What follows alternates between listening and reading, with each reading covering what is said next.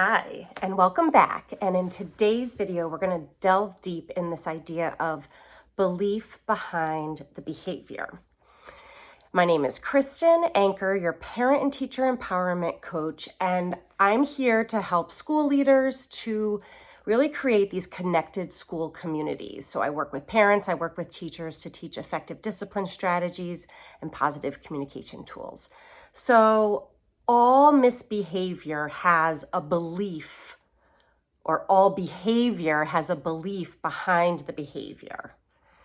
And it's good to know that children are constantly making these three big decisions about themselves. And this could be happening subconsciously, consciously, but mostly subconsciously.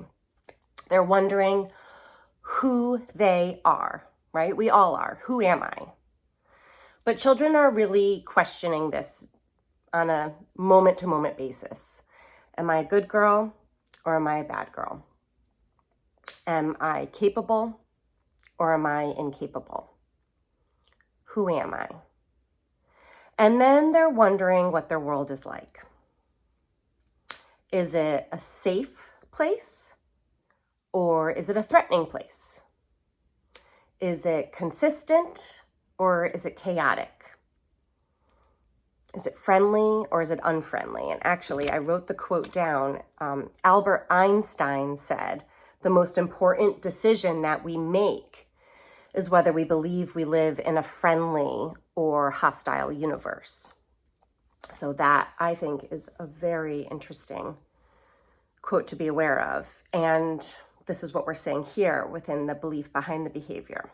So children are asking those two questions. Who are they and what is their world like? And then the third question is, what am I gonna do? Am I gonna survive or am I gonna thrive?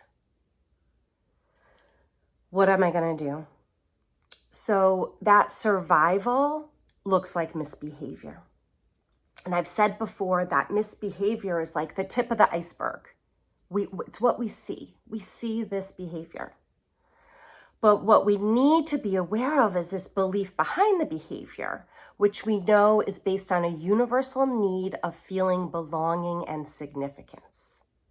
To feel this deep love of unconditional love, my parent loves me no matter what. Or if we're thinking of in a school setting, I belong to this community. My teacher has my back. These people are my people. We're supporting one another. You have this belonging and significance, and this significance can be thought of as personal power. Autonomy. I have autonomy over my life. And we know that Erik Erikson talks about this in his, I have that right here too, because I just did a workshop, the senses of emotional development. Autonomy versus shame and doubt happens 18 months to age 3.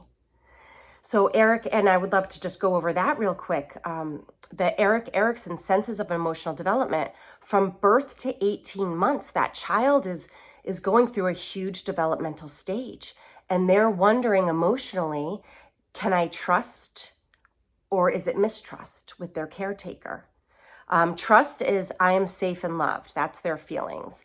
I can count on my world. Or the mistrust is I am not safe. I don't count and my world is not safe. And then from 18 months to 3 years old, we then are looking at this sense of autonomy versus shame and doubt. Autonomy versus shame and doubt. So that's that to ages 2 to 3, the toddler classrooms. And what the child is saying with that sense of autonomy is, I can do it. You know, I can do this, I can do things. And I can make choices, and others in my world encourage me. So that's when they can have that sense of autonomy that happens. And some parents talk about, oh, these terrible twos, it's so hard to be a parent of a 2-year-old. They want to do it themselves is really what it is. That young 2-year-old is saying, help me to do it myself. So when we can look at it like that, they're going to build that sense of autonomy. Or they're going to build shame and doubt. And that shame and doubt will look like I make bad choices. So these are these internal decisions and thoughts that they're having. This is all happening subconsciously. They're not saying this. I'm too little to take care of me. So that's shame and doubt. And then 3.5 to 6 years, it's this initiative versus guilt. And we're just going to go up to there, but I can go into the teenage years and the adolescence, adult years. It's fascinating, Erik Erikson's senses of emotional development. But for 3.5 to 6 years old, that initiative versus guilt. Initiative, I can do creative things. I can work hard. I'm curious. I'm learning.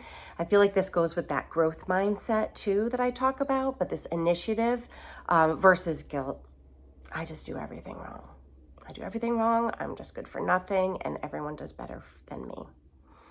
So those are those senses of emotional development. But when we look at that belief behind the behavior, we are seeing, and within positive discipline, we are teaching and training parents to use all these different tools based on that perception of, do I belong and am I significant? Because when a child doesn't perceive that sense of love and power, then they're going to find a mistaken way to get it. And so then there's 4 mistaken goals. And the 4 mistaken goals is where we see this misbehavior. So this is a misbehaving child. But as we say in positive discipline, a misbehaving child is a discouraged child. So all these tools help to encourage the child. And we're going to work with encouraging language, encouraging environments, like how we can set up the environment to allow that sense of autonomy. So, but I'm just going to talk about those 4 mistaken goals because I'm trying to make all these videos under 10 minutes because I know parents don't have a lot of time and teachers don't have a lot of time.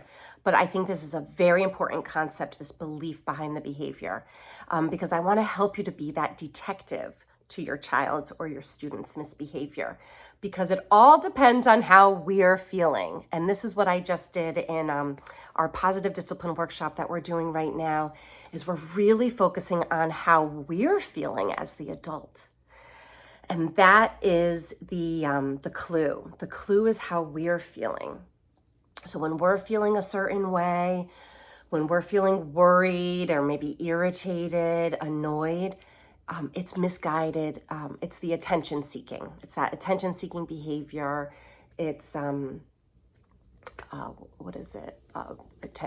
Misguided attention seeking. And what can we do to address that? Maybe that's that younger child. And then it could look like misguided power. And that misguided power is that power struggle that we might have with our kids. And really, it's like, you could just hear it in what I was just saying. Like, they just need that sense of significance. They need that sense of autonomy. They need that sense of power. That's what Erik Erikson said, that sense of initiative and autonomy. It's a universal need. And when they don't feel that, and it's their perception, right? It's their perceived. We all have different perceptions of what's happening. This is a child's perception, a 6-year-old's perception. So they're going to perceive something, and then there's that misguided power. So I'm teaching, encouraging tools to get that. Or it could look like revenge, and that revenge cycle. And this is what I see in a lot of my clients with teenagers, is this revenge cycle. And something I just had an aha in last night's workshop, but one of the participants was sharing about, we were talking about beliefs that we learned from our childhood. And she was talking about when she was a teenager, she was rebellious and she did this and that to rebel. And then here I am, I just celebrated my daughter's 16th birthday. And I was like, oh, wow, that was so good for me to hear her perception of what happened to her and how she thought of her parents when she was 16. And I was like, oh, that's really helpful. So one, I'm learning so much. I always learn so much when I do these workshops. But so that revenge cycle, we have to be so aware that we could be not causing it, but we could be, the adult has some contribution to all these, right? Where it's a relationship. So we have something that we could be bringing to it that could be causing this power or revenge. But then the last mistaken goal is assumed inadequacy. And this is the one that breaks my heart, because this is when the child just gives up. And so they don't believe they can do it. They don't believe they can make the right decision. And that's when we really have to use these tools for encouragement, and we really have to focus on their strengths. What are they doing well? Baby steps, what are the little steps that we can give them, and maybe just helping them to boost them up. So that is a little bit around this belief behind the behavior. Every behavior has a belief.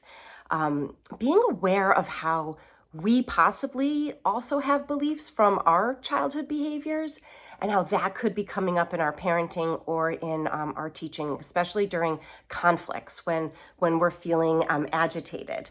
So if you need any help and support, feel free to reach out, kristenanchor.com. You can find more information. But I hope that was helpful for you. And yes, keep trying, and every day is a new day. We keep saying it's only 3 out of 10 times we have to try these different positive discipline tools. But when we can go about it with this energy, I think it's very helpful working with children. All right, have a great day, and see you soon in the next video.